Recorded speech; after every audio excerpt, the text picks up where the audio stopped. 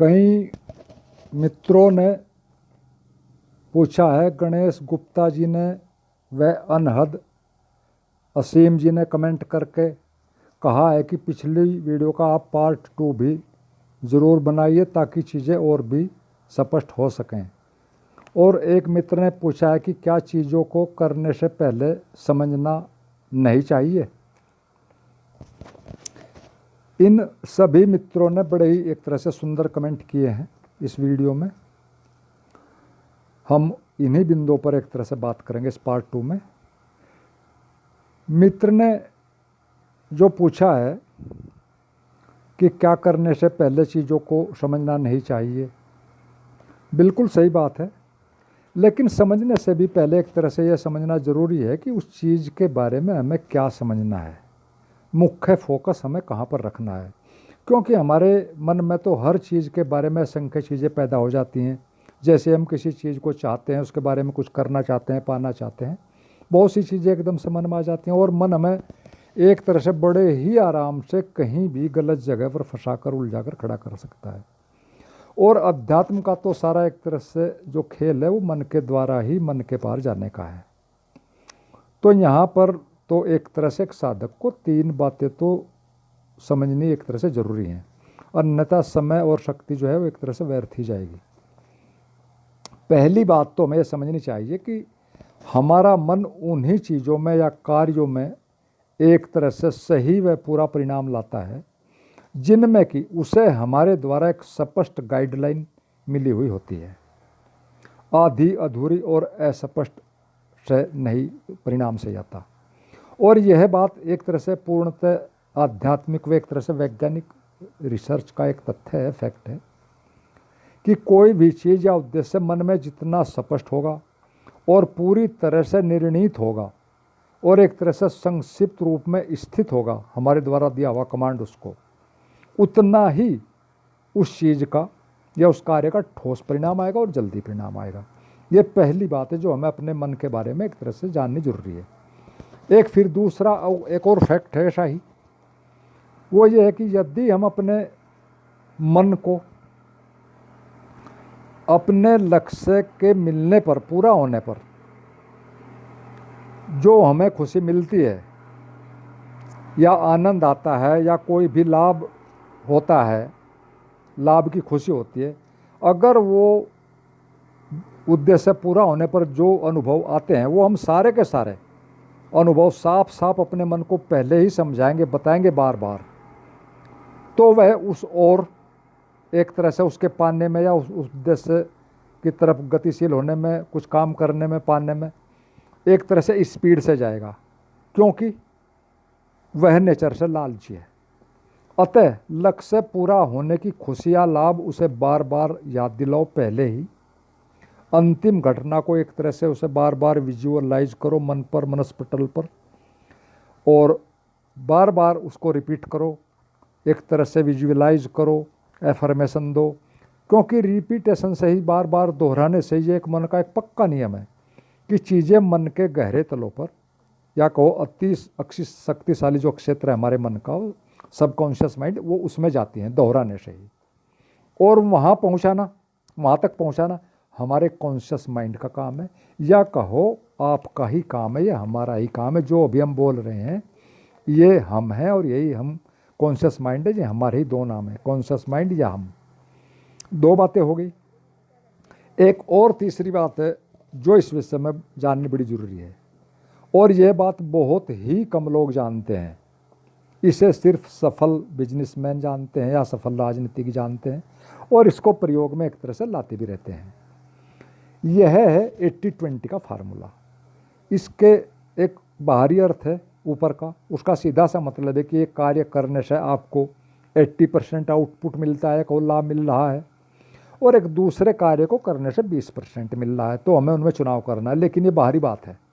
इस 80-20 फार्मूले का दूसरा एक और मतलब है जो सही है और गहरा है, कि कुछ कामों में तो आपको 20% मेहनत करने से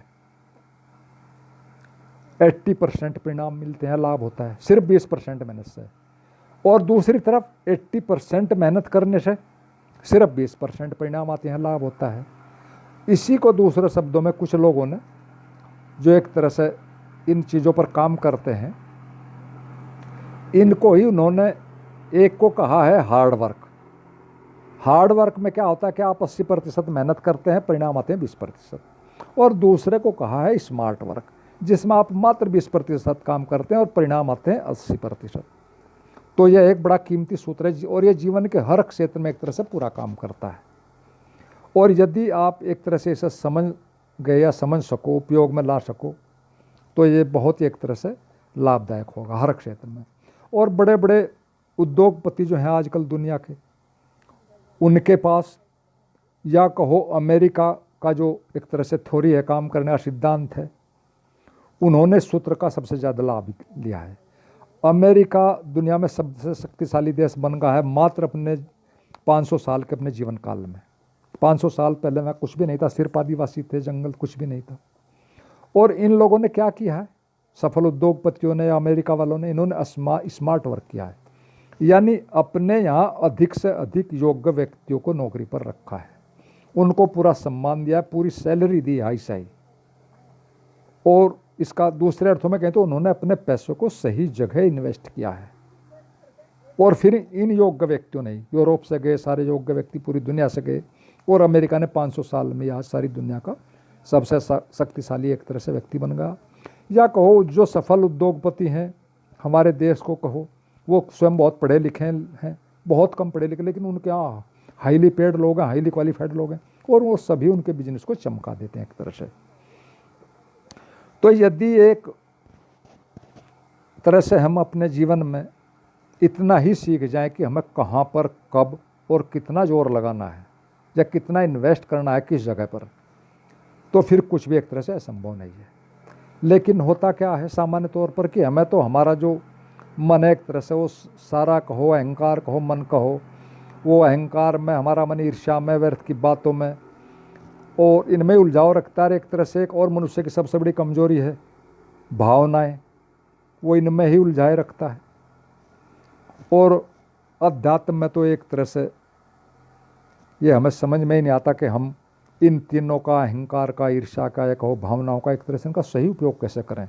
ये बात एक आध्यात्मिक व्यक्ति को, एक सत्य के साधक को बड़ा जरूरी होती है पहले थ्योरेटिकली समझनी। हमें एक तरह से जीवन के नियमों को समझना चाहिए क्योंकि वो शाश्वत हैं। मनुष्य के नियम तो एक तरह से रोज बदल जाते हैं या कहो कभी भी बदल सकते हैं। आप अहंकार को थोड़ा सा समझें। जीवन के शुरुआत में ये जीवन का नियम है, अहंकार जरूरी है आपकी सुरक्षा के लिए, आपकी रक्षा के लिए। आपके अहंकार से ही शुरू में आपको कोई कुछ नहीं कहेगा, आपकी रक्षा करेंगे परिवार वाले भी, और आप एक तरह से विकसित होंगे। आपका मानसिक शारीरिक विकास के लिए एक तरह से ये अहंकार का होना एक तरह से जरूरी है। लेकिन यदि आपके जीवन का लक्ष्य आत्म जागरण को उपलब्ध होना है, तो फिर यह आगे चलकर बाधक हो जाता है।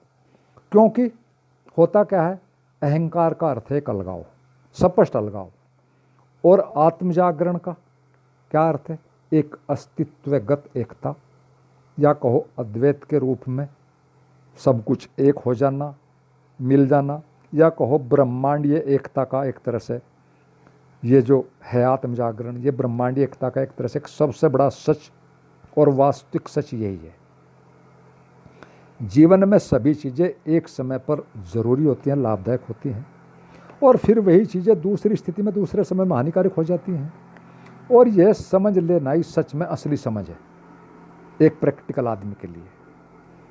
इसको हम सामान्य सी उदाहरणों से भी समझ सकते हैं। भोजन एक समय पर एक सीमा तक लाभदायक है, जरूरी है, और फिर एक स्थिति के बाद यदि लेते ही जाओगे या डेली अधिक लोगे तो वो हानिकारक हो जाएगा, तो फिर वही बीमारियां पैदा करेगा। और मन तो ऐसा ही चाहता रहता है, वो तो अधिक से अधिक लेना चाहता है हर चीज़ को, भोजन को भी ज़्यादा लेना चाहता है। तो हमारी बॉडी विजडम है जो बहुत सी चीज़ों से हमें बचाती है, और जो मन हमारा गलत सलत काम करता है उन सब से बॉडी विजडम, हमारा ऑटो नर्वस सिस्टम हमें बचा लेता है। इसके बावजूद भी, इतना होने के बावजूद भी दुनिया में आधे से अधिक बीमारियां सिर्फ भोजन अधिक लेने से कारण पैदा हुई होती हैं। आधे से ज़्यादा लोग भोजन अधिक लेने से पैदा हुई बीमारियों से मरते हैं, जितने लोग कुल मरते हैं। तो ये क्या बात हुई? इसका तो मतलब साफ हुआ कि हमारा मन मूर्ख है, हमारी बॉडी विजडम हमें बचा रही है। तो ये सच है कि हमारा मन भी मूर्ख है। हर चीज़ की कुछ कमजोरियां होती हैं, कुछ अच्छाइयाँ होती हैं, मेरिट डेमेरिट हर चीज़ में होते हैं।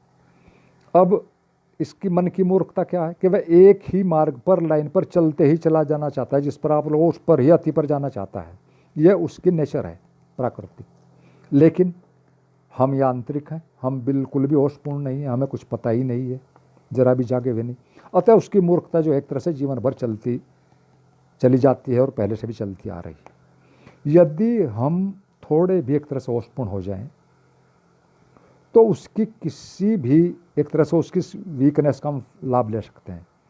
तो हम मन को किसी भी विधि से, किसी जुगाड़बाजी से, बहुत चीज़ें हैं, उनसे एक बार उसको हमें सही स्वाद, एक तरह से समाधि का कहो, ध्यान की गहराई जो कि उससे अगर उसे वास्तविक गहराई जो से परिचित करा दें ध्यान की, तो फिर तो वह अपना आप ही सब इंतजाम कर लेगा। सारे इंतजाम, सब जुगाड़बाजी फिर वो खुद ही कर लेता है, मात्र उसको इंटरेस्ट आना चाहिए बस। तो ये तो हमने मोटी मोटी बातें की, अहंकार को मैंने थोड़ा सा संक्षेप में यहाँ पर समझा। अब मैंने 3 बातें कही थी, अहंकार, ईर्ष्या और भावनाएं। फिर ऐसे ही एक दूसरा उदाहरण जो है हमारे, अब उस पर भी हम लेते हैं, जीवन में से अहंकार से संबंधित थी कि हर जगह वो चीज़ें भरी पड़ी हैं, उनको भी हम समझते हैं मोटा मोटा, कि हम एक पौधे को शुरू में सुरक्षा के लिए उसकी बागुड़ करते हैं चारों तरफ, बड़ी ज़रूरी है जब तक वो बड़ा ना हो जाए, और फिर बाद में वही बागुड़ हटानी पड़ती है, क्योंकि वो उसके लिए, उसके विकास में बाधा हो जाती है, उसके लिए हानिकारक हो जाती है, हटानी पड़ती है। ठीक इसी तरह बीमारी में आप दवा लेते हैं स्वस्थ होने के लिए, बहुत ज़रूरी है, उसके बिना जान नहीं बचेगी। लेकिन बाद में क्या होगा? अगर स्वस्थ होने के बाद भी आप लेते ही रहे, उसी बात पर चले, तो पक्का नुकसान करेगी। और एक तरह से मैं जो भी बातें कर रहा हूँ, मैं सच में ये एक तरह से मोक्ष के साधकों के लिए कह रहा हूँ, और मैं किसी सामान्य बातों के लिए नहीं कर रहा हूँ, ना सामान्य जीवनचर्या के लिए कह रहा हूँ। तो मैं कहता हूँ लोगों को कि बच्चों को, पत्नी को प्रेम करो, एक समय तक अच्छा है, अनुभव मिलते हैं, बड़े प्यारे प्यारे अनुभव भी मिलते हैं, लेकिन एक सीमा के बाद वही प्यारे प्यारे अनुभव एक तरह से फिर कड़वाहट और घोर नरक में बदल जाते हैं। और ऊपर से मजा होता है कि आप किसी को बता भी नहीं सकते। तो बड़ी सीधी बात है कि बच्चों की शादी होने पर एक तरह से उनसे डिस्कनेक्ट कर लो अपने को, अगर आप थोड़े भी समझदार हैं और मोक्ष के सच्चे साधक हैं। क्योंकि होगा क्या, बच्चे बड़े होकर एक तरह से अपने ढंग से चलेंगे, और तुम्हारी जो कल्पनाएं थी, जो आशाएं तुमने उनसे लगाई थी, वो सारी की सारी धरी रह जाएंगी। और पत्नी एक तरह से मोटे तौर पर प्राकृतिक रूप से 80%, 90% कम से कम बच्चों के साथ जाएगी, क्योंकि वो उसके एक तरह से शरीर के अंग है, उसका उनसे लगाव है।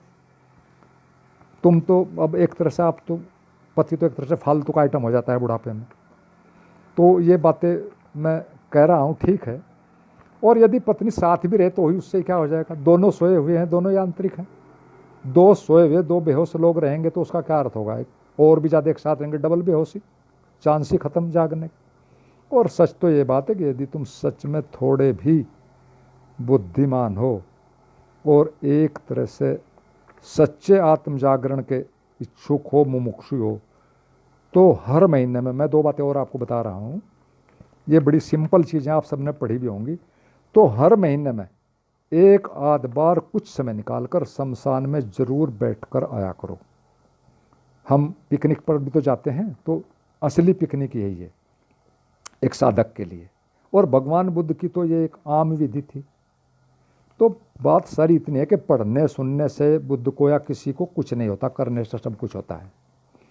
और एक बात आधुनिक माता पिताओं के लिए भी ज़रूरी है, जो सच में इस तरफ रुचि रखते हैं इस क्षेत्र में, कि उनको कभी कभी कुछ समय तक वृद्धा जो आश्रम है वृद्धों के, उनमें जाकर बैठकर जरूर उनका अनुभव लिया करो, उनकी बातें सुना करो, वहाँ से रहने वालों के अनुभव, उनके जीवन के, तो उनसे बहुत कुछ सीखने को मिलेगा और सच्चा वैराग्य पैदा होगा।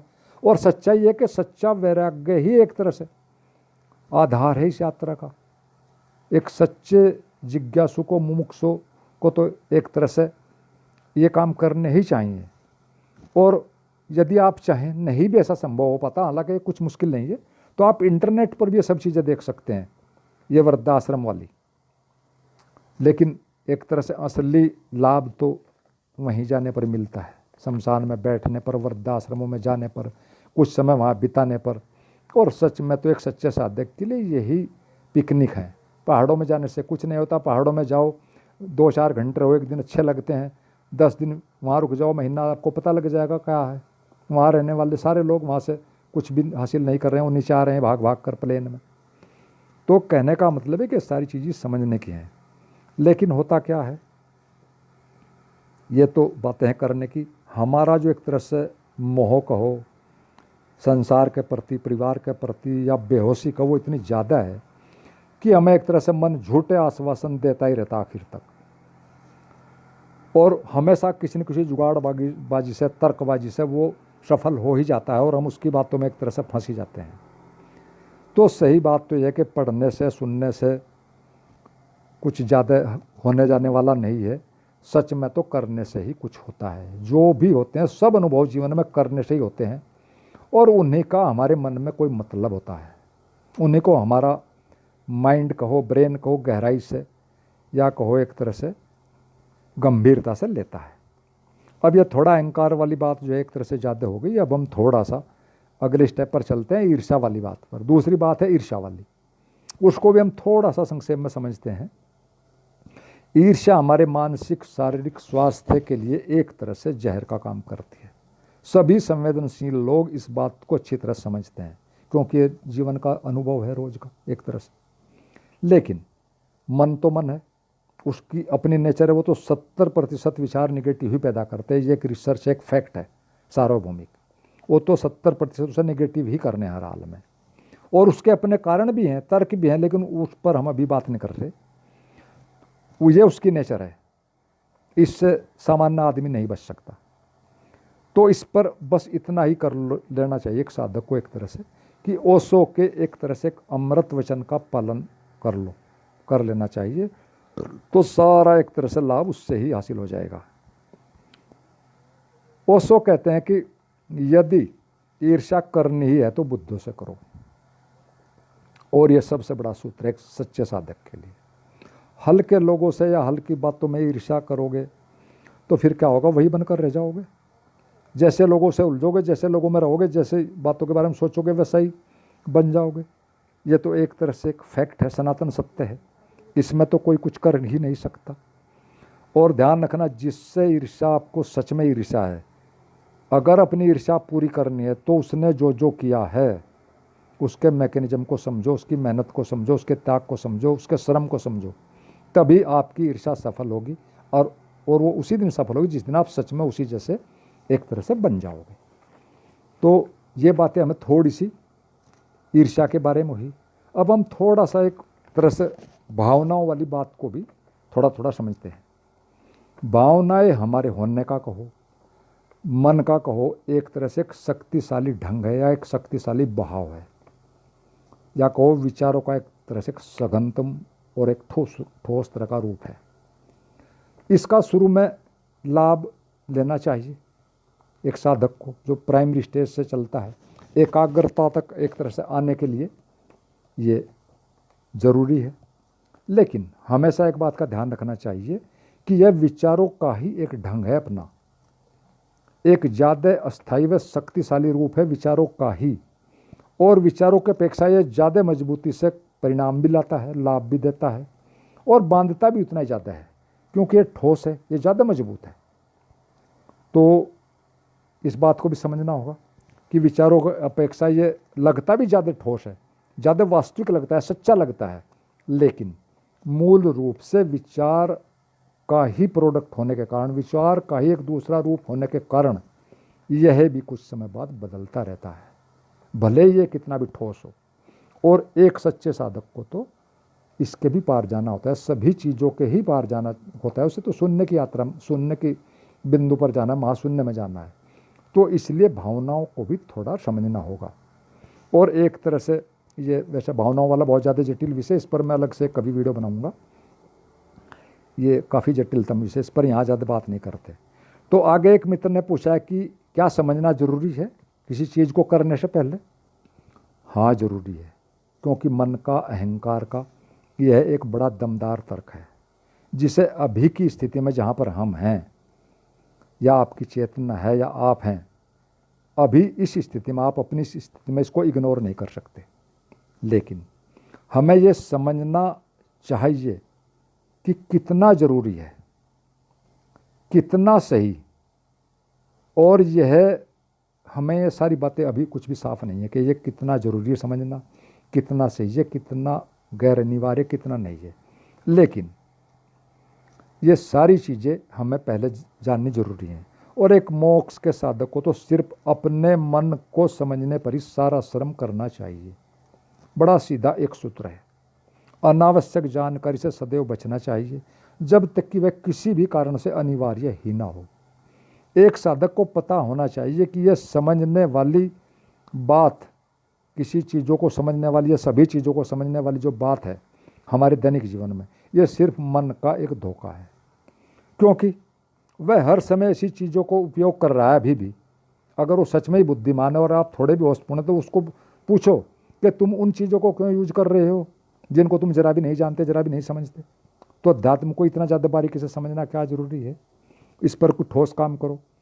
तो वह डेली ऐसी चीज़ों को हम अपने जीवन में उपयोग में कर रहे हैं कि जिनमें हम एक तरह से सच में कुछ भी नहीं जानते।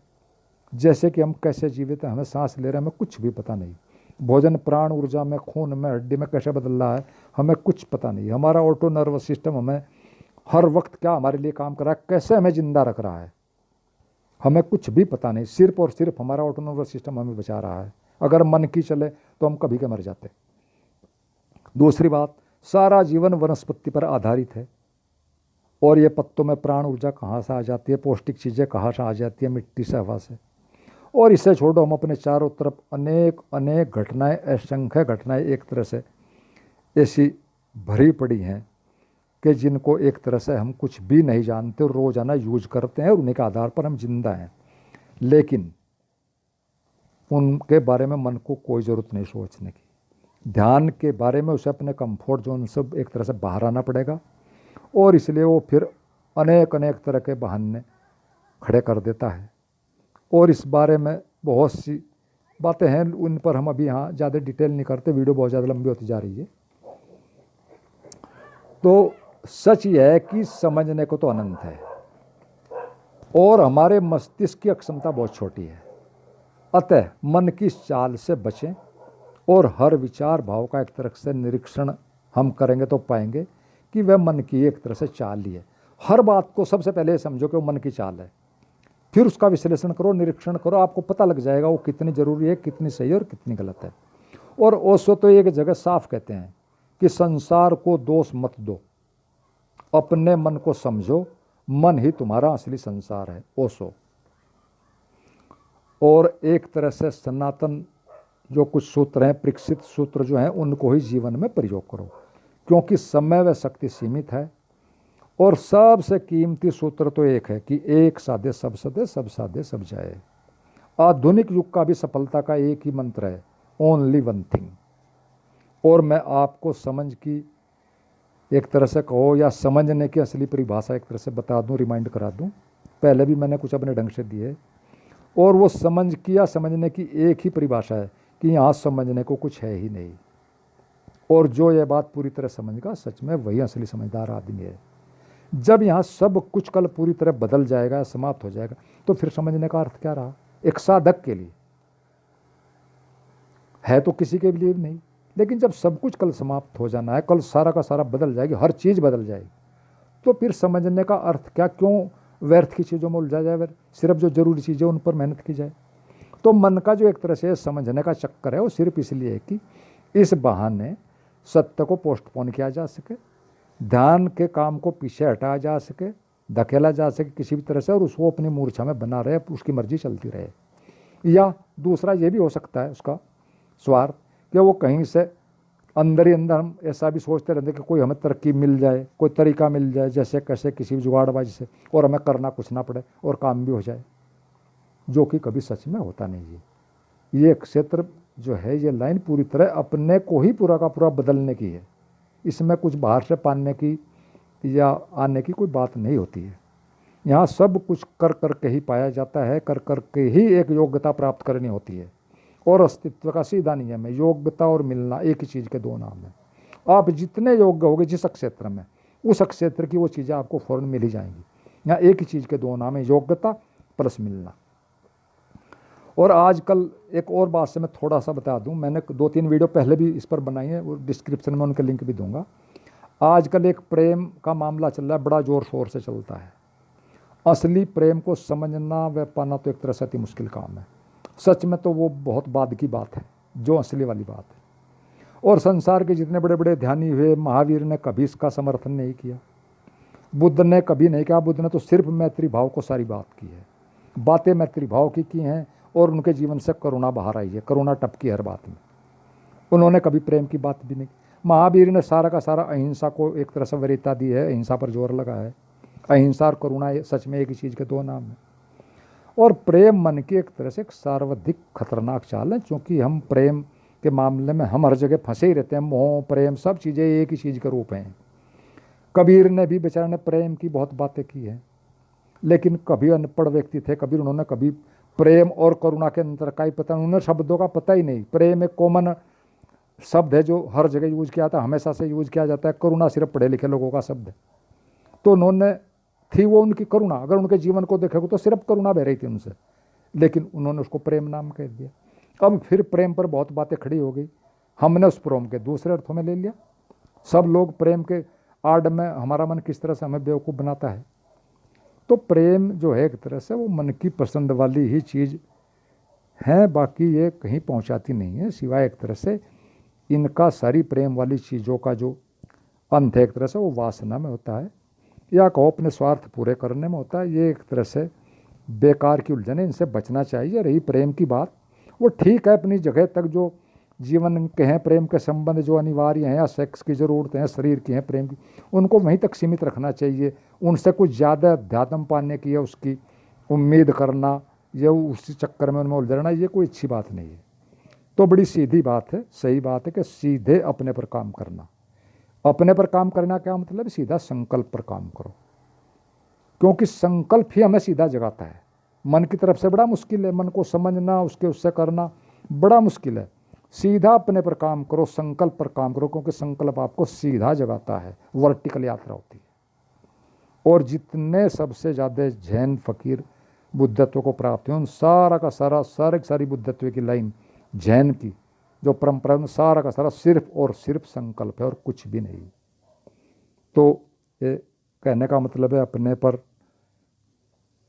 काम करो, और उसका सीधी दो तरीके हैं कि मन पर बाहर से भी काम करो ध्यान के द्वारा, और अंदर से भी काम करो संकल्प के द्वारा। और भी कई विधियां अंदर से काम करने की बहुत बढ़िया विधियां हैं।